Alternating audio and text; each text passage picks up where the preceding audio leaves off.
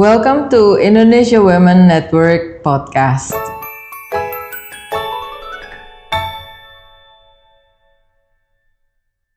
So today, this podcast episode brings forward a perspective that goes beyond conventional narrative of empowerment. So today we have Bala Tedumo from PNG or Papua Nugini. Yes, Papua Nugini. Papua Nugini. And today we will explore about how women can move from being participant in development programs to becoming a decision maker, negotiators, and shapers of community outcomes. And the experience of Bala Tedumo offers a compelling lens into these shifts, and her involvement in high-level negotiation within a mining-impacted region demonstrates that community empowerment is not merely about access, about the voice, about the representation, but it's also a structural change. Bala, finally we meet again. Yes. After what, 7 years? 9? 9 years?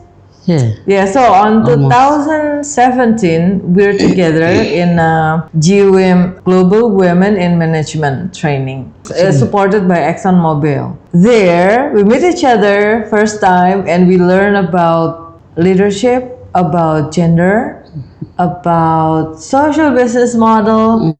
And I think it's very interesting because we spent the whole 4 weeks together. We stayed at the same place together, and that's why we become very close to each other. And so, Bala, it's not only about you and me. It's also about the community, right? I think there are plenty of reasons, but is there any strong reason why ExxonMobil chose you at that time, at the beginning? Yeah, you can tell us. Okay, thank you, Tia. And thank you for welcoming me to Indonesia and to this broadcast. Yeah. I come from an area where my area, in a sense, that my village impacted by the mining in Papua New Guinea.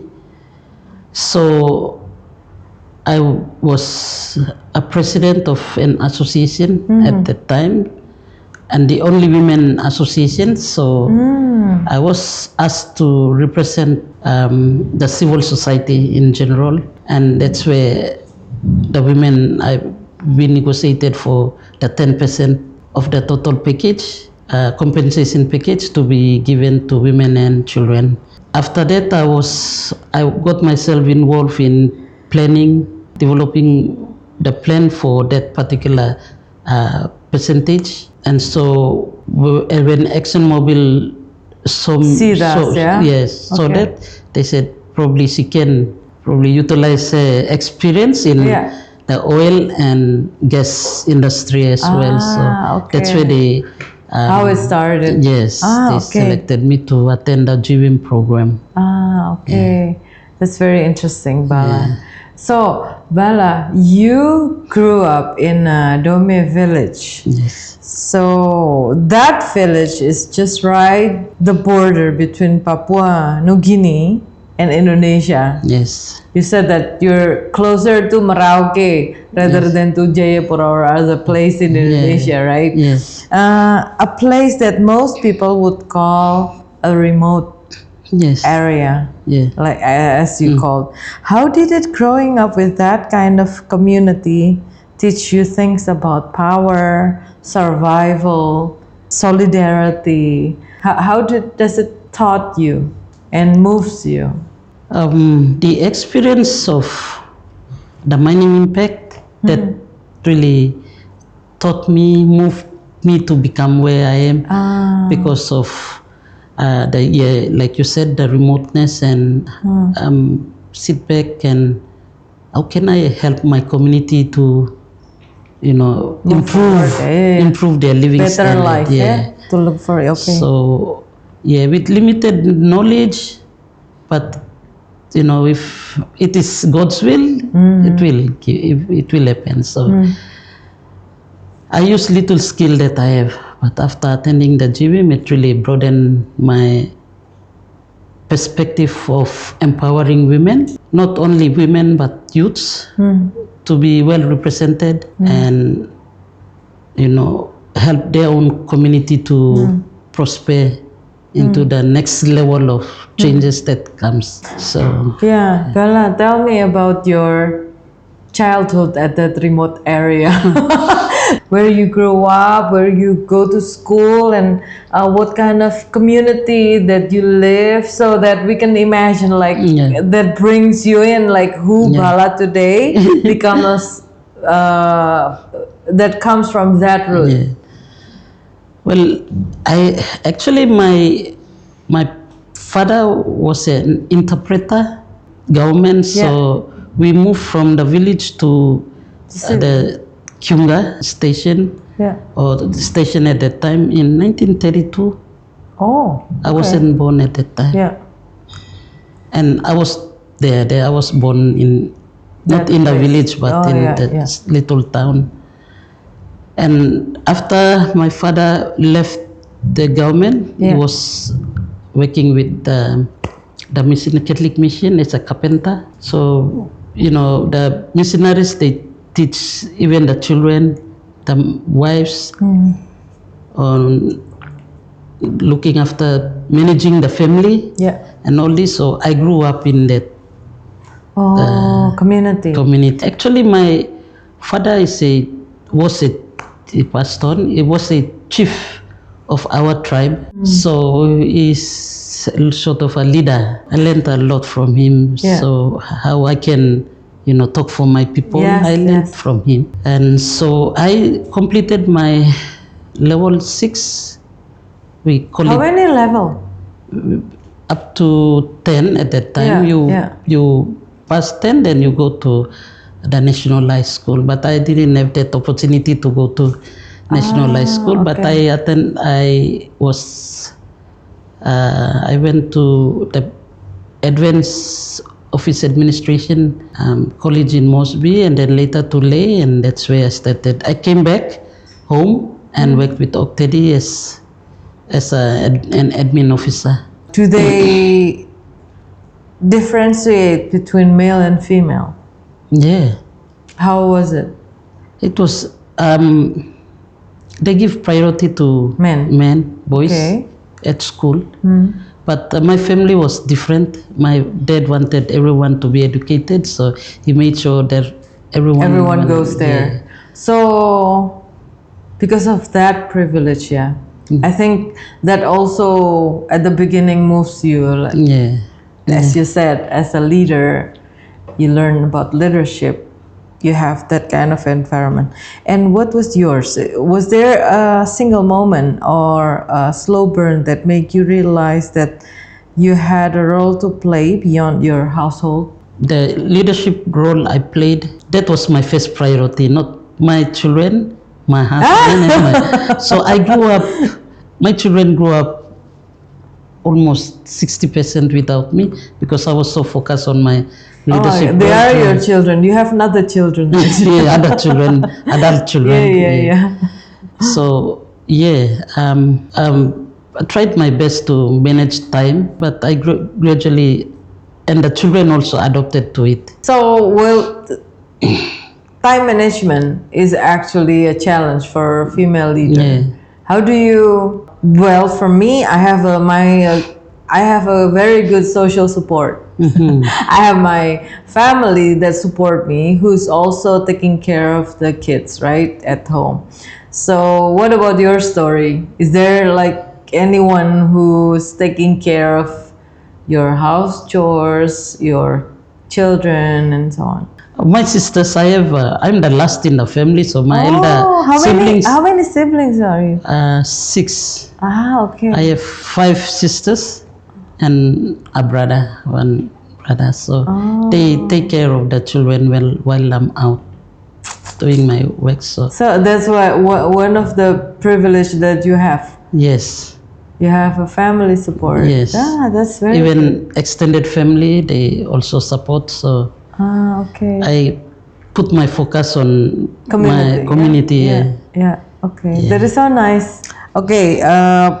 let's talk about how you do professional. So can you tell me about the 10% of total compensation package secured specifically for women and children? How did it start? Like, why it's 10? Why it's not 7?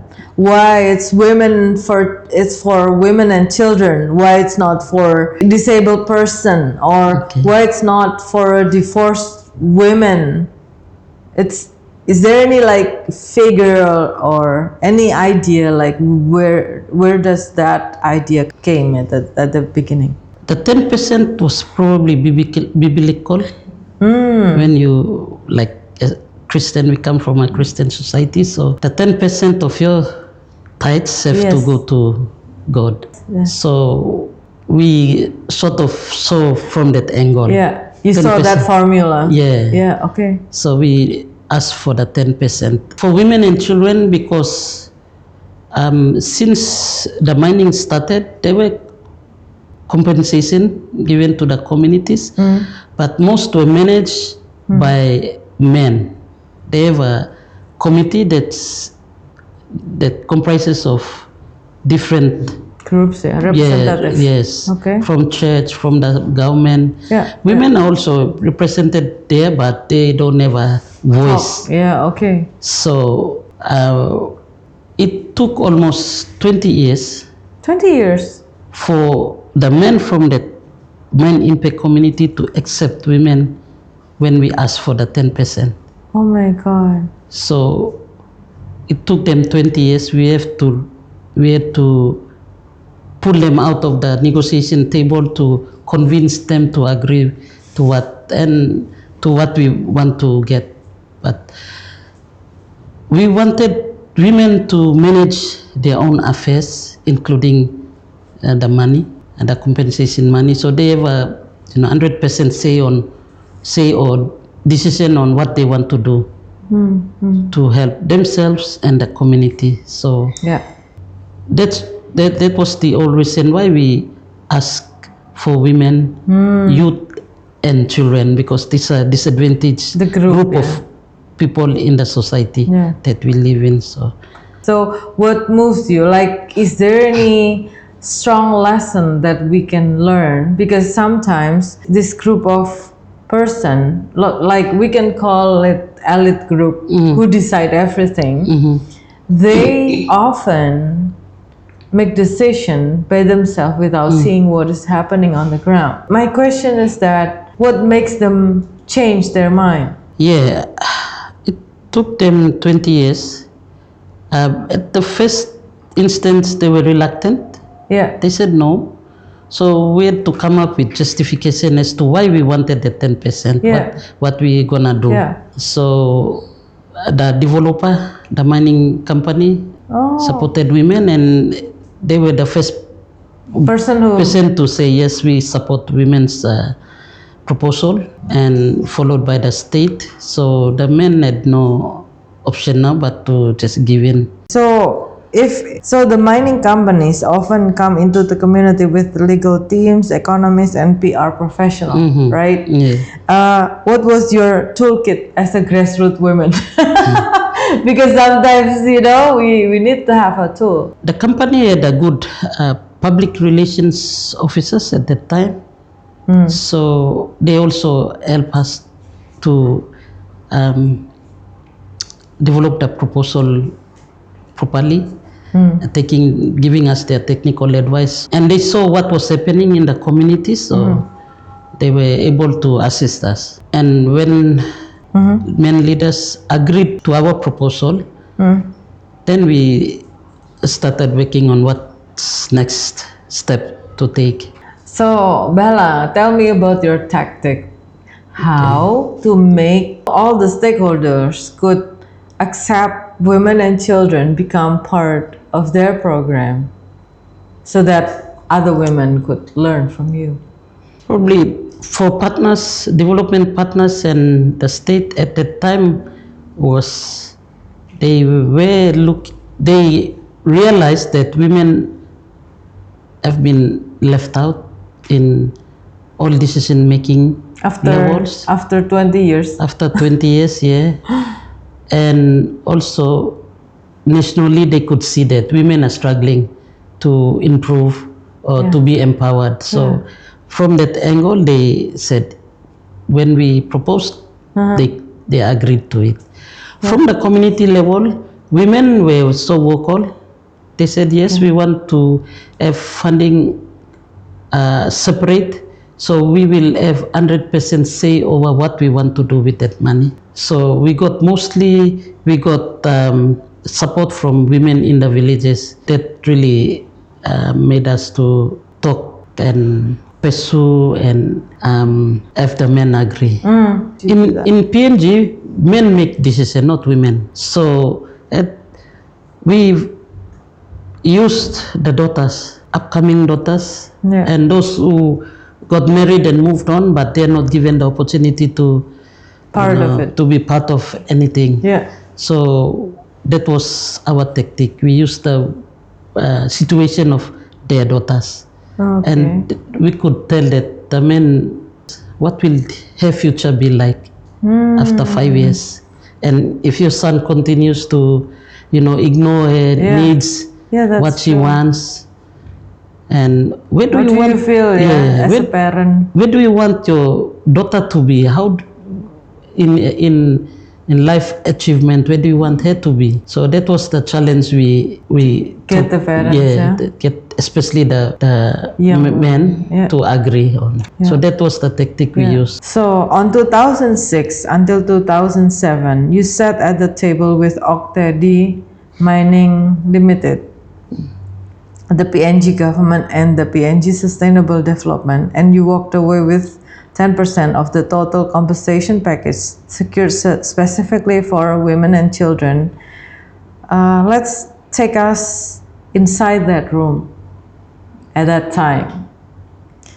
What did you say? How did you make them listen? So let's just deep dive to the community governance, because that's your expertise. You didn't just win a compensation, you ensured women were embedded in every decision-making level. And Community Mind Continuation Agreement, the CMCA, that you try to brought up, CMCA governing structure. Why is that structural inclusion is such a more important than just getting the money? When we negotiated, we negotiated for the monetary, that's the money, the 10%. And we also ensure that that's captured in the agreement, and ensure that women and children are represented at all decision-making levels, and it was captured in the agreement. So the agreement is a legal binding document, so stakeholder, the company, the government cannot change that. So it became a tradition. And at the CMCA or the Mind Continuation Agreement at the Oktedi project, we have this bottom-up planning structure. So we use that from the village.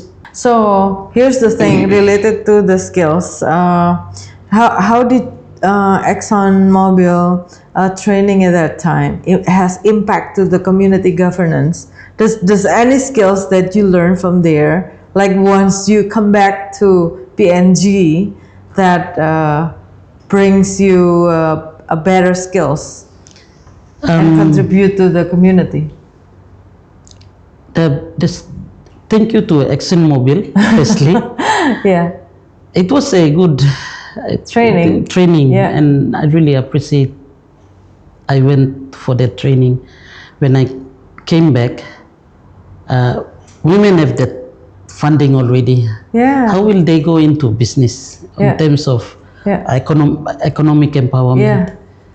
So I used the business model to find some business or investment opportunity with the help of Oktedi Development Foundation, the company I work with, to have women invest in estate investment in Mosby. They have that, and partner with Oktedi with other projects. So I used that motto. It was very helpful, and it's very helpful now. That after the 10%, we have a motto.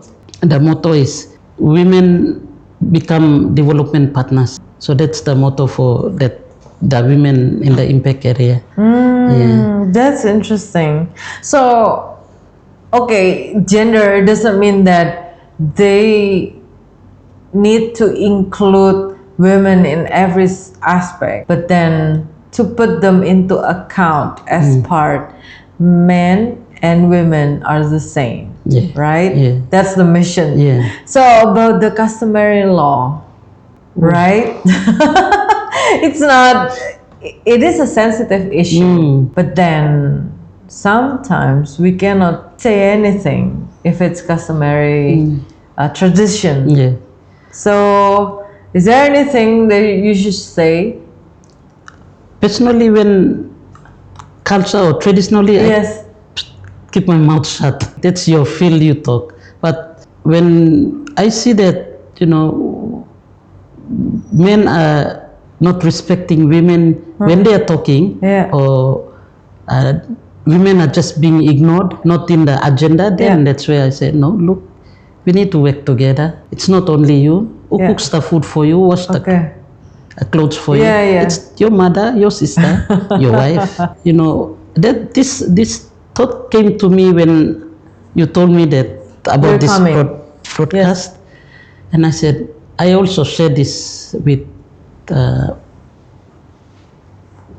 director, alumni director. I told them, look, all those GWIM participants from all over the world, different countries, probably they have their own settings similar to ours. Yes. We need to work together, how best we can share ideas and resources to help each other improve on what we are trying to achieve, because we may have a same goal, on objective, on what we are working for. And it's all about empowering women. Women want to be heard, all this.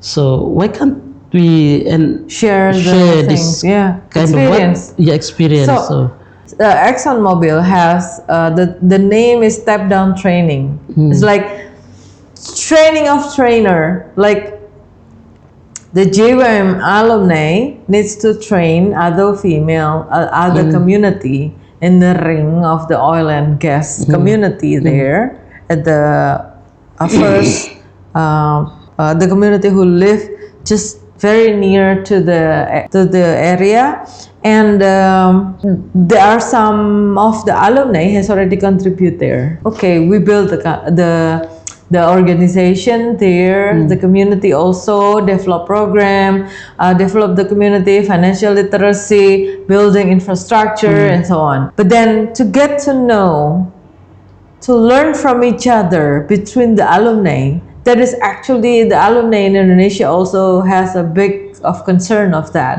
So can you tell us like how the PNG alumni discuss about this matter? Is there any activity that you have already done between the alumni to work together? Women support women. Advanced PNG Women Leaders Network, that's the alumni group that we form in PNG. So it's not women from the impact area only. Different women in different profession. What my thoughts about working together.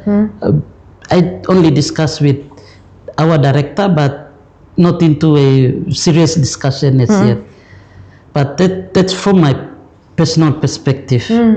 If all the alumni in different countries, we work together, share ideas, share information, probably we can do something about it. So tell me more about this network that you're having in PNG. Advanced PNG Women Leaders Network is the GWIM network that all the alumni go together and form this. In that network, we have women in agriculture, women in coffee, women in business. In business, fashion designer is one of them. Yeah. Women in politics, couple of women who run local level government elections, and one or two, not one or two, at least one person was elected as a councillor. Yeah. Oh my God. And also we have in the government, we have this women network as well.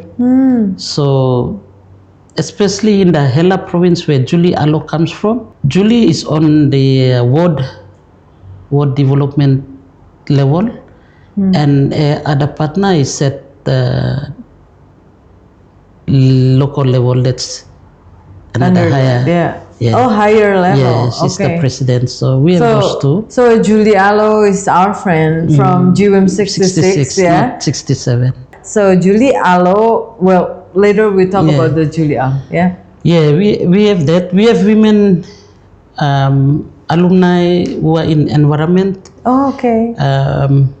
Biodiversity. Diversity, yes. And she's very good. Yes. She's very good. There are two. One specifically for mangrove, different profession. We have them. That's why you're saying that it's better for us to learn from each other, to make the world more colorful, to make a strong program together. But you know, sometimes women leaders are very busy. How? I mean, how do you think that we can work together? Because there are times that... So, the idea of this podcast, actually at the beginning, was my question to ExxonMobil. You have already trained great women leaders throughout Indonesia. Yeah, well, in the end, ExxonMobil agreed to make like a database, the profile in our website, and to do the podcast, webinar, and so on. We said our the network also observed the 2022 general election and 2025 LLG election as observers.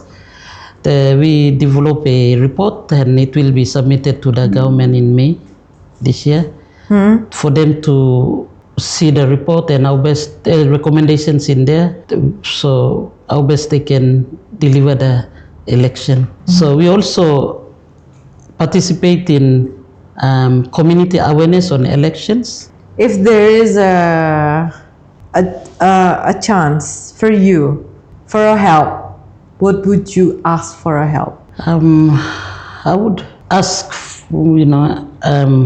like you, you have that expertise.